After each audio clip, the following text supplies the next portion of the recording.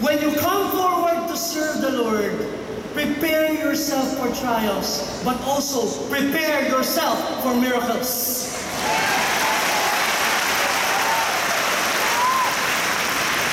Prepare yourself for miracles. Rely on God's power, brothers and sisters, because on your own, you cannot win the battle. Last one. Explore new territories. Explore new territories. I want to ask the communities here who are 20 years old and above. Can you raise your hand? 20 years old and above. I just have a question for you. You know, there are a lot of basics in evangelization, but never fall into the trap of saying, we will not try anything new anymore. We'll just keep doing what we were used to do.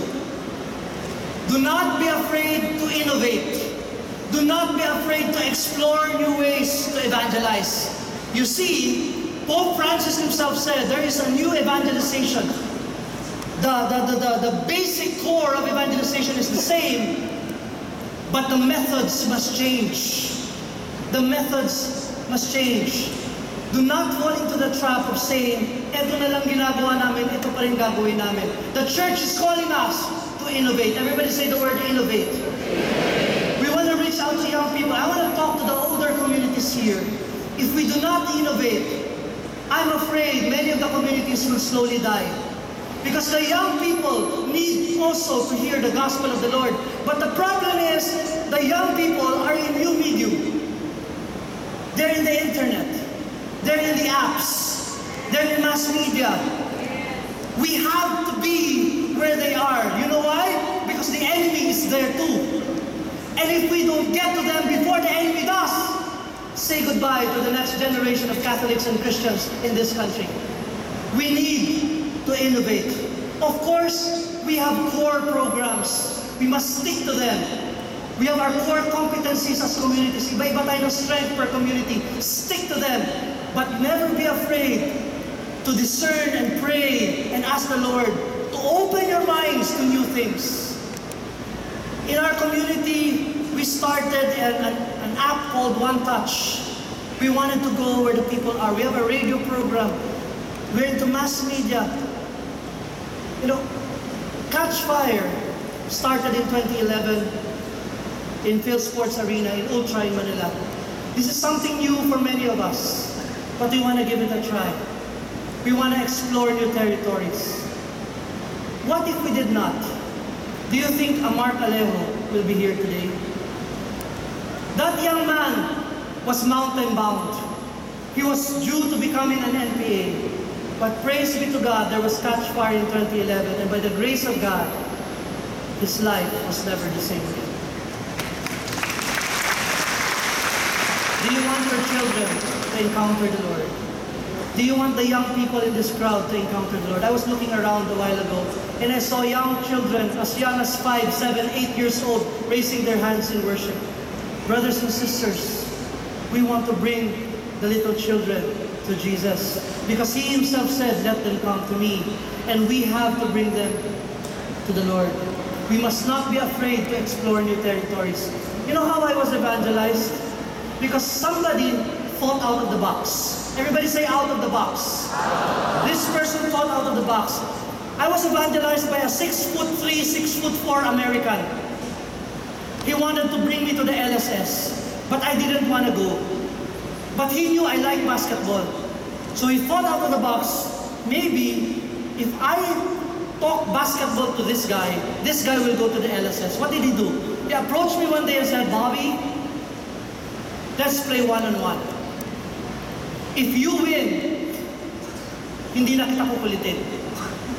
But if you lose, you will attend the LSS. I looked at this guy, 6'4". I said, kayang-kaya.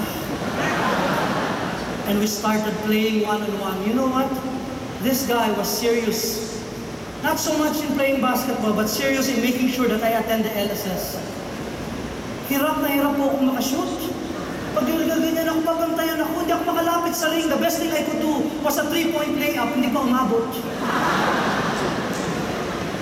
At meron pang isang one time, pag layup ko, may sigaw pa siya habang sinusupalpal ako. Hallelujah!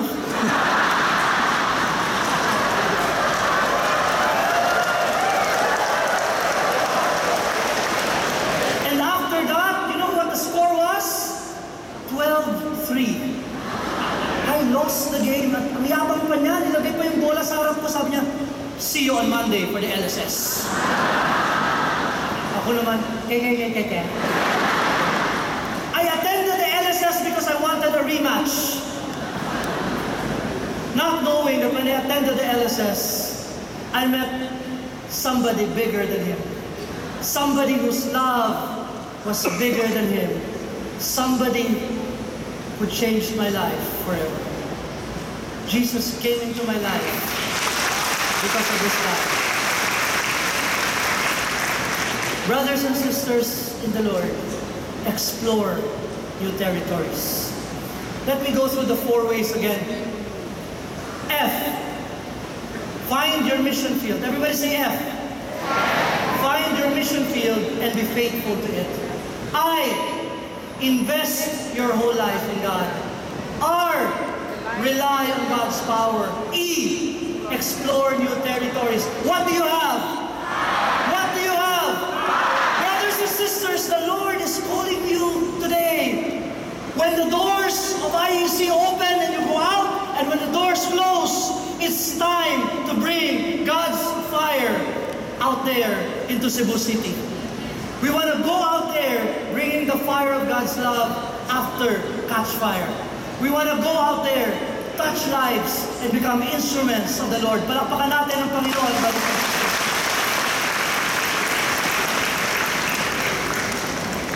I want to end with this story. After this story, we will pray for each other. I want to end with a story about a man who helped me get to know God.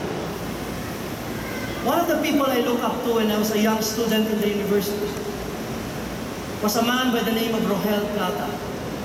Rohel Plata was the national director of Christ Youth in Action, the group that I was part of. And I remember Rohel.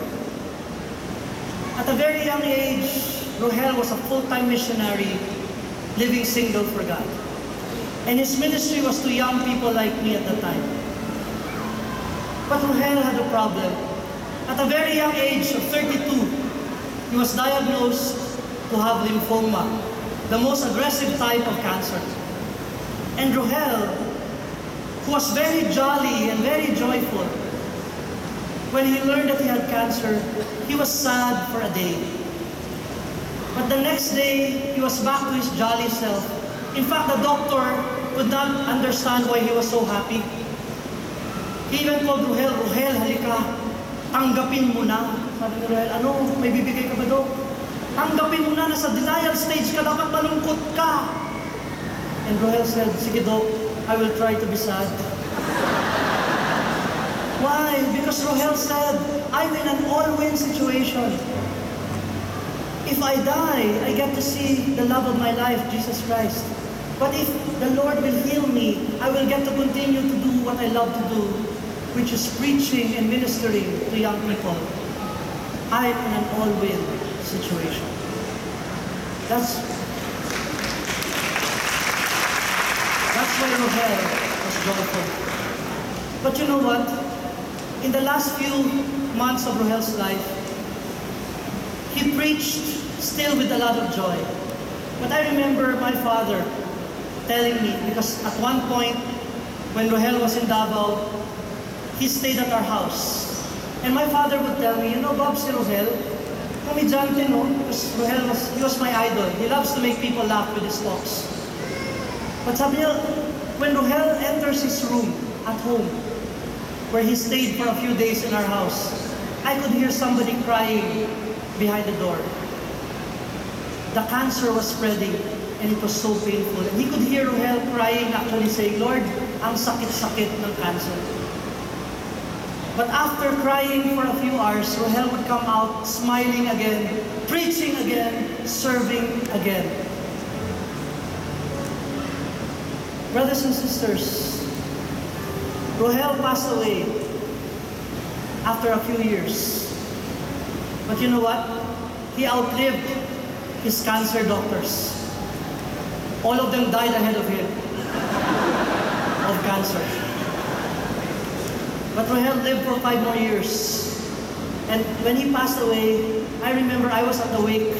And one sister approached me and said, Bob, tingnan mo si Rohel sa loob ng kabaong. Sabi ko, bakit? Nakangiti, may smile. You know, I looked inside and I saw Rohel was smiling. Hindi ko po alam anong ginawa ng embalsamador. Nakangiti po siya. And if somebody is smiling at you, you smile back at him. I don't know why he was smiling, but I have a theory. You know what my theory is? My theory is this. When Rohel went to heaven, he saw Jesus seated on the throne, but in tears. And probably Rohel approached him and said, Jesus, why are you crying? Nalulungkot ka ba nakarating ako ng langit? And probably Jesus looked at him and said, Rohel, come here, my son. And he embraced Rohel and said, Rohel, these are tears of joy. You've suffered so much in that life. You've encountered so many trials and challenges. But you never, ever gave up on me. You kept preaching the word. You kept evangelizing. You kept serving me. Rohel, I'm proud of you, child. I'm proud of you, son. Well done, my good and faithful servant. Enter your heavenly rest. Brothers and sisters,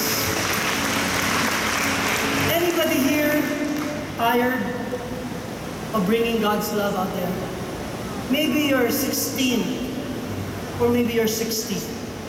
Maybe you're a Mark Alejo or a Rodgo. Maybe you're a Marisa and a Maxine Basilad or a Lenny Valdez. It doesn't really matter. For as long as there is breath in us, we will never ever stop proclaiming the goodness of the Lord. Brothers and sisters, this afternoon, I want to give you a chance to surrender your whole life to God. Marisa was saying a while ago, we just have to surrender. I want to encourage you, if you're a first-timer here, invited for the first time, can you make that decision today and say, Lord, I want to give my life to you. I want to surrender to you my life. You may be a sinner, but probably you're not as bad as Ate Lenny, or as Kuya Rod, or not even a communist like Mark, or not even an unfaithful husband previously like Maxine. But regardless of where you are, God wants you to give your life to Him today. But if you've been following the Lord for many years, but you haven't really given 101%, there are still areas in your life that you have not given to the Lord. This afternoon, I want to challenge you. Give 101% to God. No more fence sitting. Make that decision fully. I'm giving my life to Jesus.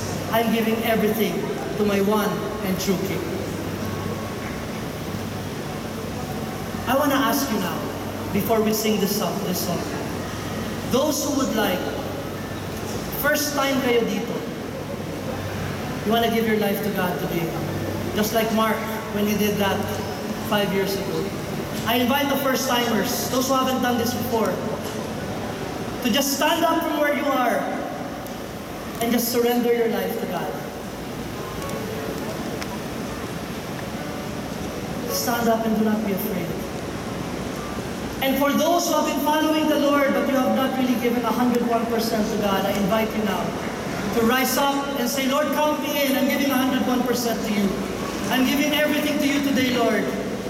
All my fears, all my doubts, all my hurts, I'm giving 101%. And for those who have been giving 101% already, make that recommitment today and say, God, all or nothing for you. All or nothing for you, Lord. You are my King. You are my God. and I will surrender everything to you today. Say this prayer with me. Put your hand, your right hand on your chest as a way of praying today. Say, thank you, Jesus, for loving me this much. I know I'm a sinner. I made a lot of wrong decisions. But with you, I can always begin again.